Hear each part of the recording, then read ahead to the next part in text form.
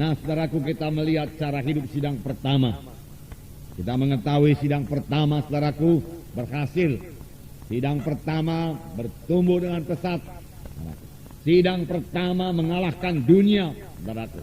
Bahkan sidang pertama, saudaraku, mengalahkan kerajaan Roma, saudaraku. Pada tahun 300, saudaraku, seorang, saudaraku, raja Kaisar Roma berkata, "Hai orang Galilea, engkau telah menaklukkan Roma. Bukan dengan senjata, tetapi hanya dengan kaki yang berdarah," dia katakan. Karena kaki Tuhan Yesus berdarah, saudaraku, waktu kakinya dipaku di kayu salib di Golgota, saudaraku. Dunia mereka taklukkan, dunia diinjili pada waktu itu, saudaraku. Bagaimanakah cara hidup mereka? Apakah yang mereka perbuat, saudaraku? Hari ini kita teladani, saudaraku. Karena firman Tuhan tidak berubah. Dan firman Tuhan ini bukan hanya bagi sidang pertama saja, tetapi bagi kita juga pada akhir zaman ini, saudaraku. Terlebih inilah satu saat yang paling menggairahkan kita untuk mengabarkan Injil Tuhan yang berkuasa. Karena kuasa Tuhan tidak berubah. Karena jikalau kita mematuhi firman Tuhan dan percaya kepada firman Tuhan, sama sebagaimana sidang pertama percaya kepada Tuhan, maka kita juga akan mengalami apa yang dialami oleh sidang pertama. Kita akan membaca Kisah Rasul pasal 2 ayat 36 sampai 47. Mari kita baca. Jadi seluruh kaum Israel harus tahu dengan pasti bahwa Allah telah membuat Yesus yang kamu salibkan itu menjadi Tuhan dan Kristus. Ketika mereka mendengar hal itu, hati mereka sangat terharu. Lalu mereka bertanya kepada Petrus dan rasul-rasul yang lain, "Apakah yang harus kami perbuat, saudara-saudara?" Jawab Petrus kepada mereka, "Bertobatlah dan hendaklah kamu masing-masing memberi dirimu dibaptis dalam nama Yesus Kristus untuk pengampunan dosamu. Maka kamu akan menerima karunia Roh Kudus, sebab bagi kamulah janji itu, dan bagi anak-anakmu, dan bagi orang yang masih jauh, yaitu sebanyak yang akan dipanggil oleh Tuhan Allah kita." Dan dengan banyak perkataan lain lagi ia memberi suatu kesaksian yang sungguh-sungguh. Dan ia mengecam dan menasehati mereka, katanya, "Berilah dirimu diselamatkan dari angkatan yang jahat ini." Ayat 41. Orang-orang yang menerima perkataannya itu memberi diri mereka dibaptis, dan pada hari itu juga jumlah mereka bertambah kira-kira 3.000 jiwa. Mereka bertekun dalam pengajaran rasul-rasul dan dalam persekutuan, dan mereka semua selalu berkumpul untuk memecahkan roti dan berdoa. Maka ketakutanlah mereka semua. Sedang rasul-rasul itu mengadakan banyak mujizat dan tanda, dan semua orang yang telah menjadi percaya tetap bersatu.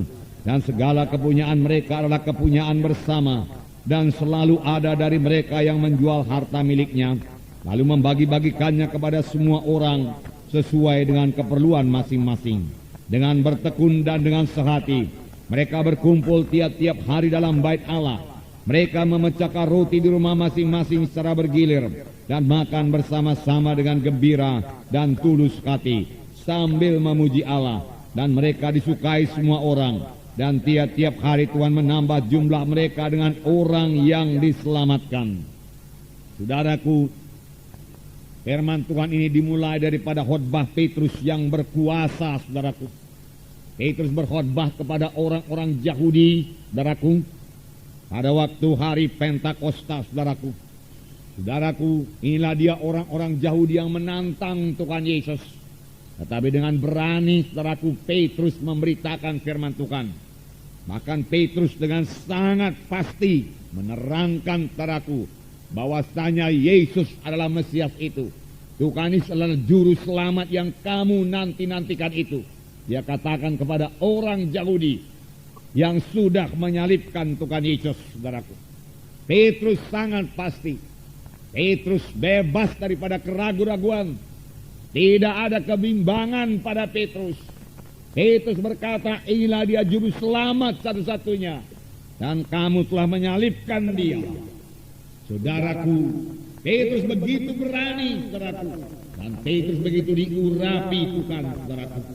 Saudara, sebelumnya Petrus tidak demikian. Tapi mengapa tiba-tiba Petrus berubah, saudaraku?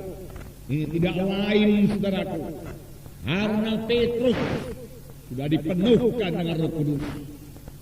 Pada hari Pentakosta, 120 orang murid berkumpul di bilik atas, dan tiba-tiba Roh Tuhan dicurahkan, dan 120 orang termasuk Petrus penuh dengan Roh Kudus, saudaraku.